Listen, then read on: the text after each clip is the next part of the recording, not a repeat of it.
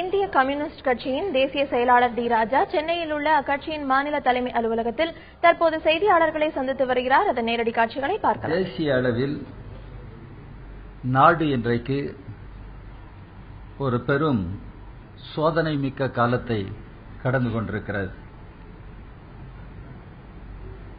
பாராளுமன்றத்தின் பட்ஜெட் கூட்டத்தொடர் முதல் பகுதி முடிந்திருக்கிறது.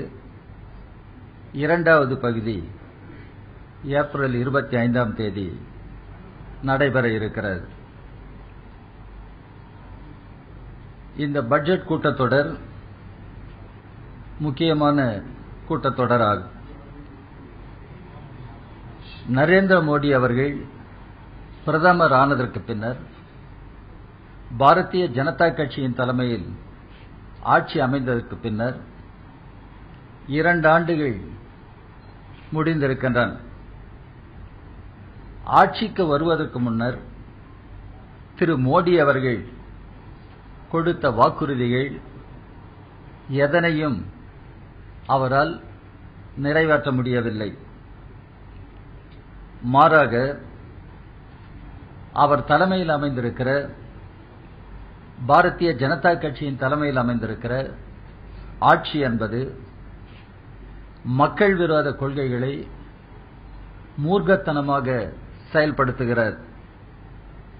குறிப்பாக பொருளாதார கொள்கைகள் என்று வருகிற பொழுது மத்திய அரசு கார்ப்பரேட் நிறுவனங்கள் பெரும் தொழில் நிறுவனங்களுக்கு சாதகமான கொள்கைகளை தான் இன்றைக்கு செயல்படுத்தி வருகிறார்.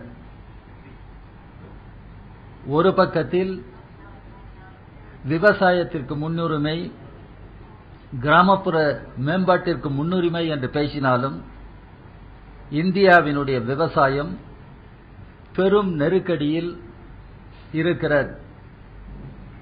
விவசாயிகளின் தற்கொலை இந்தியாவின் பல பகுதிகளில் அதிகரித்து வருகிறது.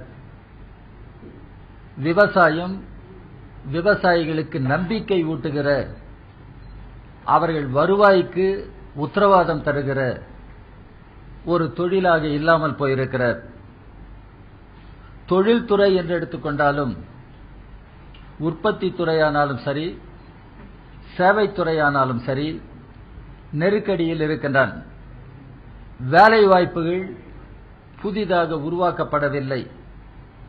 அதுதான் இன்றைக்கு நாடு முழுவதிலும் இருக்கிற சமூக கொந்தளிப்பிற்கும், இளைஞர்கள் மாணவர்கள் மத்தியில் ஏற்பட்டிருக்கிற கொந்தளிப்புக்கும் முக்கிய காரணம் என்பதை நாம் பார்க்க வேண்டும்.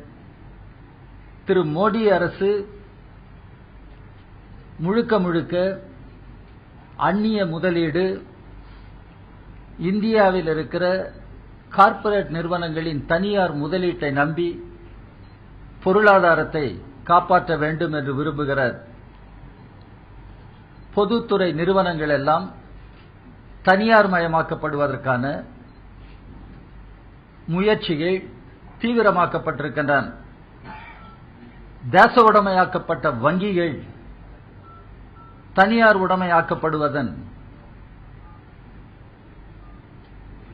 அச்சுறுத்தலை இன்றைக்கு எதிர்கொண்டிருக்கிறார். அதேபோல இன்சூரன்ஸ் துறை தனியார் மயமாக்கப்படுகிற அச்சுறுத்தலை எதிர்நோக்கி இருக்கிறார்.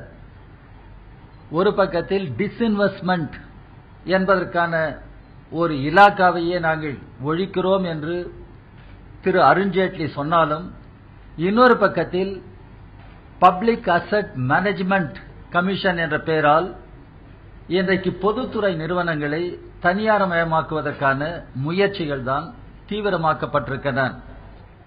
இந்திய கம்யூனிஸ்ட் கட்சியின் தேசிய செயலாளர் டி ராஜா சென்னையில் உள்ள கட்சியின் மாநில தலைமை அலுவலகத்தில் தற்பொழுது செய்தியாளர்களை சந்தித்து பேசி வருகிறார். அதில் பிரதமர் மோடி தலைமையிலான பாஜக அரசு பல திட்டங்களை செயல்படுத்தவில்லை என்று குற்றம் சாட்டினார். அதுபோக விவசாயிகள் தற்கொலை அதிகரித்து விட்டதாகவும் கூறினார். மேலும் ஏப்ரல் 2இல் பட்ஜெட் கூட்டத்தொடர் தொடங்க உள்ளதாகவும் இது மிகவும் முக்கியத்துவம் வாய்ந்ததாக பார்க்கப்படும் என்றும் கூறினார்.